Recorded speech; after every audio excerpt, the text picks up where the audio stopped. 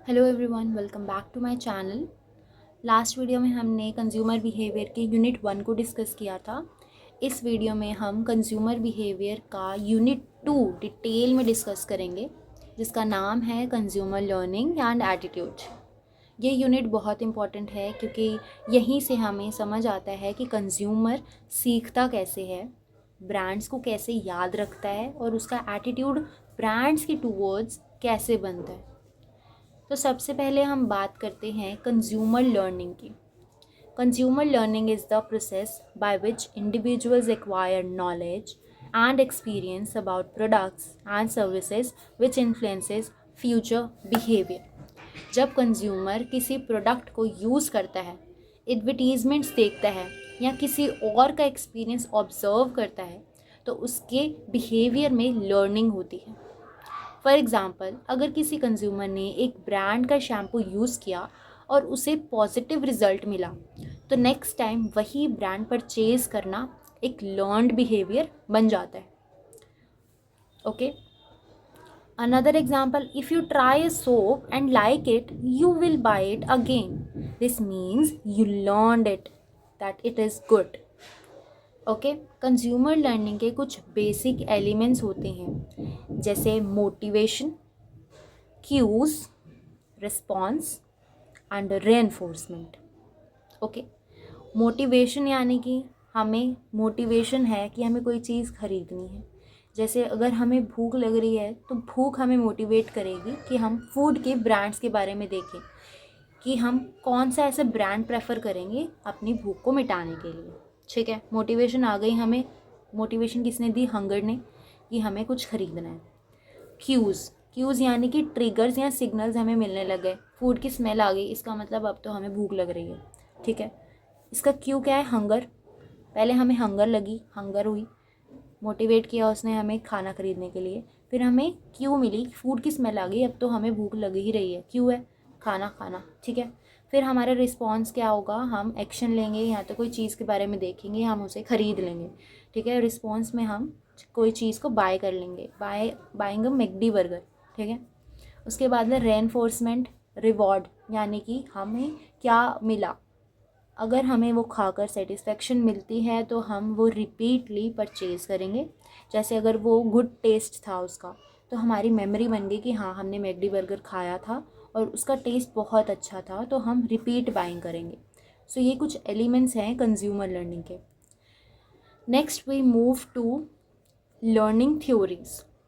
So there are behavior learning, cognitive learning, basically two theories of learning: behavioral learning, cognitive learning.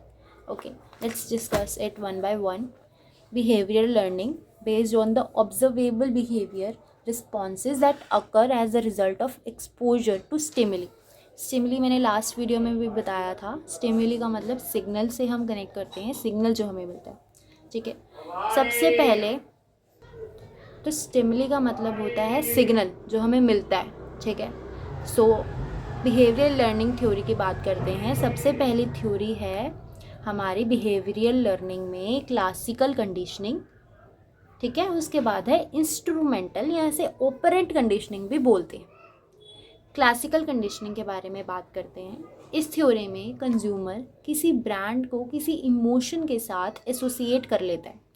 For example, अगर एक soft drink का add हमेशा music, फ़न और friendship के साथ दिखाया जाता है, तो कंज्यूमर के दिमाग में सॉफ्ट ड्रिंक का नाम आता है। नाम आते ही उसके हैप्पीनेस का इमोशन आ जाता है। इसमें कंज्यूमर कॉन्शियसली नहीं सोचता, बस एसोसिएशन बन जाती। ठीक है, एक बहुत ही अच्छा एग्जाम्पल है हमारे पास बेल और फूड का। यानी कि जब हमने बेल बजाई, फॉर एग्ज़ाम्पल हम खाना देने जा रहे हैं किसी डॉग को, हमने बेल बजाई और हमने उसे खाना दिया, तो उसके अंदर सेलाइवेशन हुआ। ठीक है, जब हम इस प्रोसेस को रिपीट करते गए, बेल बजाकर उसे खाना देते थे, तो एक दिन जब हमने सिर्फ और सिर्फ बेल बजाई, बेल से ही उसे सेलाइवेशन हो गई, भूख हो गई, भूख लगने लग गई। उसे पता लग गया कि मेरे खाना है, मुझे भूख लग रही है। ठीक है, 6 बजेगी, जैसे ही 6 बजते थे हम बेल बजा देते, खाना दे देते। लेकिन अब जैसे ही 6 बजते हैं, डॉग के अंदर अपने आप ही सेलाइवेशन हो जाती है, भूख लग जाती है। ठीक है, तो डॉग ने बेल को एसोसिएट करा किससे? फूड से या फिर सैलाइवेशन से। ओके, नेक्स्ट है हमारी ऑपरेंट कंडीशनिंग थ्योरी। ठीक है, इसे इंस्ट्रूमेंटल कंडीशनिंग भी बोलते हैं। इस थ्योरी के अकॉर्डिंग बिहेवियर रिवॉर्ड या पनिशमेंट के थ्रू सीखा जाता है। फॉर एग्जांपल, अगर कंज्यूमर किसी ब्रांड का टूथपेस्ट यूज़ करता है और उसके दांत हेल्थी हो जाते हैं तो वो दोबारा वही टूथपेस्ट यूज़ करेगा। क्यों? क्योंकि उसे रिवॉर्ड मिला बेसिकली एक तरीके का। तो डिस्काउंट्स, कैशबैक और लॉयल्टी पॉइंट्स इस थ्योरी के प्रैक्टिकल एग्जाम्पल्स हैं। ठीक है, so operant conditioning is learning in which behavior is shaped by its consequences. Reinforcement strengthens behavior, punishment weakens it. अगर हमें किसी काम को करने के लिए reinforcement कोई रिवॉर्ड मिलेगा तो हम उस काम को करेंगे, वो हमारा बिहेवियर उस काम के लिए स्ट्रेंथन हो जाएगा। लेकिन अगर हमें पनिशमेंट मिली तो हम वो चीज़ दोबारा नहीं करेंगे, हमारा जो बिहेवियर है उस प्रोडक्ट या उस चीज़ के पीछे वीक हो जाएगा। ठीक है, अब बिहेवियर कैसे बनता है? पॉजिटिव रीइंफोर्समेंट यानी रिवॉर्ड से अच्छा बिहेवियर बन जाता है। बिहेवियर जिसके अंदर हम किसी चीज़ को रिमूव कर दें, कोई स्टिमुलस को रिमूव कर दें तो हमारी नेगेटिव रीइंफोर्समेंट कहती है, उससे हमारा बिहेवियर जो है वो होगा। बट जिस चीज़ के लिए हमें पनिशमेंट मिली है या नेगेटिव रीइंफोर्समेंट मिली है, हम उस बिहेवियर को नहीं करेंगे। बिहेवियर पनिशमेंट नेगेटिव आउटकम मिलेगा, वो आउटकम हमारा डिक्रीज हो जाएगा। ठीक है, दिस इज नेगेटिव पनिशमेंट या फिर punishment. Now we move to observational learning. Observational learning occurs when people learn new behavior or form attitudes by watching others and initiating them. Okay, attention, retention, reproduction, motivation. ठीक है, इसमें consumer दूसरों को observe करके सीखते हैं। For example, जब consumer किसी इन्फ्लुएंसर को स्किन केयर प्रोडक्ट यूज़ करते हुए देखता है और रिजल्ट्स देखता है तो वो प्रोडक्ट खरीदने के लिए मोटिवेट हो जाता है। इसलिए इन्फ्लुएंसर मार्केटिंग आज के टाइम में बहुत ही ज़्यादा इफेक्टिव है। This was an example of observation learning. सबसे पहले अटेंशन वो देखता है, ठीक है, रिटेंशन उसके माइंड में वो चीज़ रह जाती है, याद रख लेता है वो। रिप्रोडक्शन वो भी सेम बिहेवियर यूज़ करता है, मोटिवेशन से मोटिवेशन आती है वो बिहेवियर को दोबारा करने की। नेक्स्ट है हमारा कॉग्निटिव लर्निंग थ्योरी। सो नेक्स्ट है हमारी कॉग्निटिव लर्निंग थ्योरी। इस थ्योरी के अकॉर्डिंग कंज्यूमर ब्लाइंडली रिएक्ट नहीं करता बल्कि लॉजिकली सोचता है, इन्फॉर्मेशन कलेक्ट करता है और फिर डिसीजन लेता है। फॉर एग्जाम्पल, जब कंज्यूमर स्मार्टफोन खरीदता है तो वो फीचर्स कंपेयर करता है, रिव्यूज़ पढ़ता है और फिर परचेज करता है। इसमें लर्निंग अंडरस्टैंडिंग के थ्रू होती है, ना कि सिर्फ रेपिटेशन से। So cognitive learning theory explains learning as a mental process where consumers use thinking, understanding, problem solving and memory to acquire knowledge, not just stimulus response. Example, choosing a laptop or any electronic product. कुछ ऐसे products भी होते हैं other than electronic जिसके अंदर हम cognitive learning theory use करते हैं। ओके, सो नेक्स्ट है हमारे पास information processing. This explains how consumers receive, store and use information. Exposure सबसे पहले वो किसी इंफॉर्मेशन प्रोसेसिंग चीज़ के पास आता है, एक्सपोजर होता है, फिर वो अटेंशन देता है, उस चीज़ को इंटरप्रेट करता है, मेमोरी के अंदर बना के रखता है, देन रिट्रीवल यानी कि वो रिपीट करता है बेसिकली। तो ये कुछ स्टेप्स होते हैं हमारी इन्फॉर्मेशन कैसे हमारे माइंड में प्रोसेस होती है। नेक्स्ट है consumer involvement. Consumer involvement is the perceived personal importance और इंटरेस्ट इन अ प्रोडक्ट और परचेज डिसीजन। कंज्यूमर इन्वॉल्वमेंट का मतलब होता है कि कंज्यूमर किसी प्रोडक्ट के डिसीजन में कितना इंटरेस्ट और एफर्ट लगाता है। अगर तो उस पर्सन की हाई इन्वॉल्वमेंट है प्रोडक्ट्स में, जैसे कार हो गया, कार के अंदर हम बहुत सारी चीज़ें देखते हैं, बहुत सारे रिव्यूज़ पढ़ते हैं, राइट, या लैपटॉप हो गया या इंश्योरेंस हो गया, तो कंज्यूमर ज़्यादा रिसर्च करते हैं, उसे हम कहेंगे कंज्यूमर इसमें प्रोडक्ट में हाईली इन्वॉल्व है। कंज्यूमर इस प्रोडक्ट में हाईली इन्वॉल्व है। अगर वो लो इन्वॉल्वमेंट है तो प्रोडक्ट्स कैसे होंगे? सोप हो गया, सोप के अंदर हम ज़्यादा रिसर्च नहीं करते, सोल्ट हो गया या बिस्किट हो गया, इसके लिए कंज्यूमर फास्ट डिसीजन लेता है, ज़्यादा सोचना नहीं पड़ता, ठीक है, तो वो लो इन्वॉल्वमेंट की कैटेगरी में आ जाते हैं। नेक्स्ट कंसेप्ट है हमारा hemispheric hemispheric lateralization. Hemispheric lateralization. This refers to the left-right specialization of the brain. The left hemisphere is often associated with analytical, logical, and verbal processing. The right with holistic, creative, and emotional processing. Okay? यानी कि हमारा जो human का brain होता है वो 2 parts में divided होता है, लेफ्ट ब्रेन और right brain. Left brain logic, facts और नंबर्स पे काम करता है, जबकि राइट ब्रेन इमोशंस, क्रिएटिविटी और इमेजिनेशन पे। फॉर एग्जांपल, इंश्योरेंस एड्स ज़्यादातर लेफ्ट ब्रेन को टारगेट करती हैं, जबकि ज्वेलरी और परफ्यूम एड्स राइट ब्रेन को। ठीक है, तो बेसिकली हमारे ब्रेन को 2 पार्ट्स में डिवाइड करा हुआ है। ठीक है, अब बात करते हैं मेमोरी मेजर्स। याद करने के 2 मेजर्स होते हैं कोई भी चीज़, रिकॉग्निशन, रिकॉल। एक पर्सन, एक कंज्यूमर को कुछ रिकॉग्नाइज है, रिकॉल्ड है, वो कैसे पता लगता है? ठीक है, रिकॉग्निशन का मतलब होता है जब कंज्यूमर किसी ब्रांड को देखकर पहचान लेता है। जैसे अगर उसे लोगोज दिखाए गए बहुत सारे, तो उसे समझ आ जाएगा लोगोज देख के कि ये लोगो इस ब्रांड का है या ये लोगो उस ब्रांड का है, तो उसने क्या करा, रिकॉग्नाइज कर लिया, देखते ही उसको पहचान लिया। ठीक है, रिकॉल का मतलब होता है बिना किसी हिंट के ब्रांड का नाम याद आना। फॉर एग्जांपल, अगर कंज्यूमर बिना देखे किसी टूथपेस्ट का नाम ले लेता है तो वो रिकॉल है कि उसको वो टूथपेस्ट याद रही। स्ट्रॉन्ग ब्रांड्स दोनों में अच्छे होते हैं, दोनों में अपनी पहचान बनाते हैं। पर्सन को रिकॉग्नाइज भी करवाओ, रिकॉल भी हो उस पर्सन को अपने ब्रांड का नाम। ठीक है, अब हम आते हैं consumer attitude. Consumer attitude Attitude refers to a learned tendency of a consumer to evaluate a product, brand, idea or service in a favorable or unfavorable way. Okay? Attitude का मतलब होता है कंज्यूमर का पॉजिटिव या negative feeling किसी product के लिए। Attitude experience, advertising और सोशल इन्फ्लुएंस से भी बनता है। ठीक है, एटीट्यूड्स आर लर्न। एटीट्यूड्स को हम लर्न करते हैं, इनहेरिटेड नहीं होते एटीट्यूड्स। ये रिलेटिवली स्टेबल होते हैं लेकिन चेंज हो सकते हैं परसुएशन के साथ। कंपनी कोई परसुएशन टेक्निक यूज़ करेगी तो हमारा एटीट्यूड उस कंपनी के लिए चेंज हो सकता है। They guide consumer decision making and behaviour. Consumer को कैसे डिसीजन लेना चाहिए, इससे हमारा एटीट्यूड भी चेंज होता है। ठीक है, अब एग्जाम्पल है, अगर कोई पर्सन है वो बिलीव करता है कि एप्पल फ़ोन्स प्रीमियम होते हैं और रिलायबल होते हैं, तो वो पॉजिटिव एटीट्यूड दिखाएगा आईफोन्स को ख़रीदने के लिए।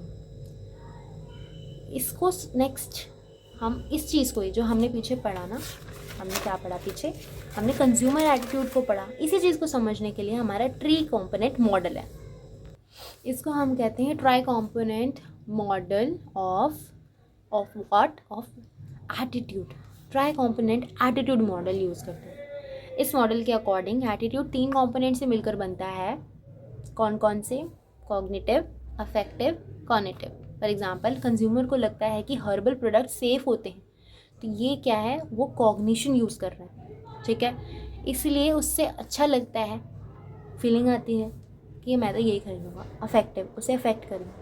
बिहेवियरल, जब वो लास्ट परचेज कर देता है, हर्बल प्रोडक्ट्स खरीदता है, तो ये उसकी बिहेवियरल। तो 3 पार्ट्स में डिवाइडेड है एटीट्यूड का मॉडल। इसमें मैंने आईफोन का भी एग्जांपल लिया है। अगर एक पर्सन है, उसको आईफोन का कैमरा बेस्ट लगता है, तो उसने कॉग्निटिव यूज़ किया। फिर उसे अफेक्ट किया कि यार आईफोन का डिज़ाइन काफ़ी अच्छा है, मैं तो आईफोन ही खरीदूँ, अफेक्ट हो गया। बिहेवियरल, जब उसने फाइनली आईफोन परचेज़ कर लिया। ठीक है, तो ये कुछ ट्राई कॉम्पोनेंट मॉडल है एटीट्यूड के। अब एटीट्यूड्स के कुछ मोटिवेशनल फैक्टर्स भी होते हैं।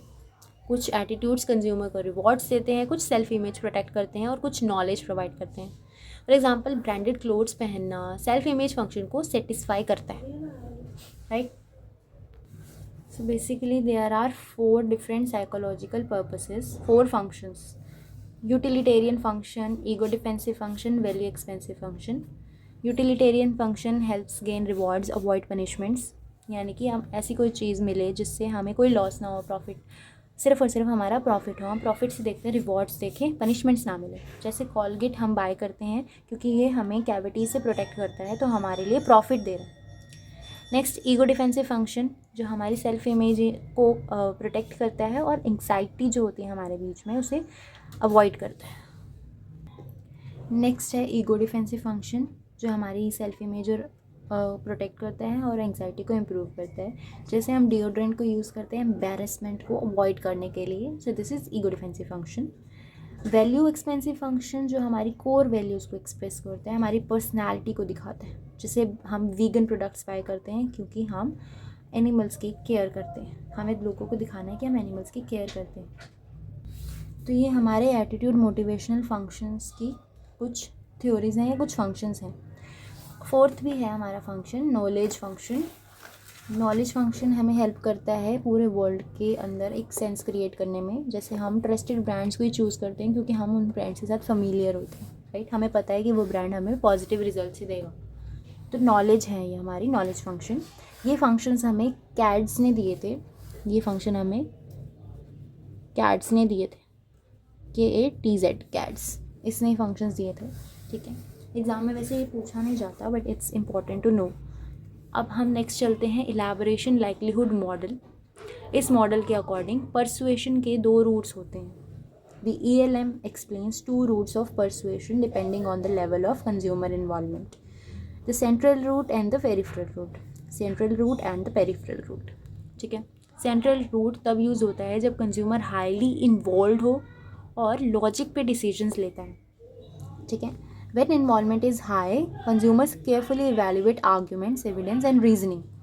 Persuasion depends on the strength and quality of arguments, product features, warranties, comparative performance. जब हम कार खरीदते हैं तब हम उस प्रोडक्ट के अंदर उस कार को ख़रीदने के लिए हम हाईली इन्वॉल्व होते हैं। हम बहुत सारे रिव्यूज़ पढ़ते हैं, बहुत सारी चीज़ें देखते हैं, बहुत स्पेसिफिकेशंस देखते हैं, तो हम सेंट्रल रूट यूज़ करते हैं। पेरिफेरल रूट कब हम यूज़ करते हैं? To involve is low. When the involvement is low, consumers rely on peripheral cues, attractiveness of the source, music, number of arguments, slogans. For example, buying a candy. Peripheral route तब use होता है जब consumer ज़्यादा involve नहीं होता और celebrity, music या visual से इन्फ्लुएंस होता है। जैसे किसी शैम्पू की बॉटल पे हमें किसी इन्फ्लुएंसर या किसी सेलिब्रिटी की फ़ोटो लगी होती है तो हम वो बाय करते हैं। नेक्स्ट कंसेप्ट है हमारा कॉग्निटिव डिसोनेंस। कॉग्निटिव डिसोनेंस का मतलब होता है कि परचेज़ के बाद डाउट या कन्फ्यूजन, हमें लगता है कि हमें जो चीज़ परचेज़ कर ली ये हमें सही रिजल्ट्स दे रही है नहीं दे रही, डाउट फील करते हैं, उसे बोलते हैं cognitive dissonance. For example, phone लेने के बाद हम ये सोचते हैं कि क्या ये मॉडल सही है या गलत है, ठीक है, ऐसी चीज़ें हम सोचते हैं। और महंगा फ़ोन ख़रीदने के बाद कंज्यूमर सोचता है कि कहीं गलत डिसीजन तो नहीं ले लिया। ब्रांड्स रीएश्योरेंस एड्स दिखाते हैं कि आपने जो बाइंग डिसीजन लिया है वो एकदम करेक्ट है। रिव्यूज़, आफ्टर सेल सर्विसेज से ये डिसोनेंस कम करते हैं। कंज्यूमर डिसोनेंस का सलूशन है पॉजिटिव इन्फॉर्मेशन ढूंढना। अगर कंज्यूमर डिसोनेंस फील कर रहा है तो वो क्या करेगा? पॉजिटिव रिव्यूज़ देखेगा, नेगेटिव रिव्यूज़ देखेगा ही नहीं, वो पॉजिटिव रिव्यूज़ देखेगा। ब्रांड की रिव्यू वीडियोज़ देखता है, ब्रांड की रिव्यू वीडियोज़ तो पॉजिटिव ही होते हैं। अपने डिसीजन को जस्टिफाई करता है कि मैंने जो डिसीजन लिया एकदम करेक्ट है, ठीक है। मार्केटर्स इसको कैसे रिड्यूस करते हैं? वारंटी देकर, मनी बैक गारंटी देकर, कस्टमर सपोर्ट सर्विसेज देकर, आफ्टर सेल सर्विसेज के थ्रू। लास्ट टॉपिक है हमारा कैजुअलिटी एंड एट्रीब्यूशन। ये थ्योरी बोलती है कि कंज्यूमर किसी प्रोडक्ट या रिजल्ट का रीज़न ढूंढता है, ठीक है। इस थ्योरी के अकॉर्डिंग कंज्यूमर किसी एक्सपीरियंस का रिजल्ट का रीज़न किसी चीज़ को देता है। फॉर एग्जांपल, अगर प्रोडक्ट अच्छा निकला तो कंज्यूमर ब्रांड को क्रेडिट देता है, अगर प्रोडक्ट ख़राब निकला तो कंज्यूमर कंपनी को ब्लेम करता है। इससे फ्यूचर बाइंग बिहेवियर इन्फ्लुएंस होता है। प्रोडक्ट को या तो प्रोडक्ट को वो ब्लेम करेगा या तो खुद को ब्लेम करेगा कि मैंने गलत डिसीजन लिया, या सिचुएशन को ब्लेम करेगा कि वो सिचुएशन ही ख़राब थी, ठीक है। अब टाइप्स क्या हैं? Internal, external. कंज्यूमर का रीज़न इंटरनल, एक्सटर्नल प्रोडक्ट या कंपनी का। जब वो खुद सिचुएशन को या प्रोडक्ट को ब्लेम करता है तो वो एक्सटर्नली ब्लेम कर रहा है। जब वो अपने आप को ब्लेम करता है, कंज्यूमर अपने आप को, तो वो इंटरनली ब्लेम कर रहा है। इसके साथ यूनिट 2 कंप्लीट होती है। अगर आपको ये एक्सप्लेनेशन हेल्पफुल लगी हो तो वीडियो को लाइक करें, चैनल को सब्सक्राइब करें और नेक्स्ट यूनिट के लिए रेडी रहें। Thank you for watching.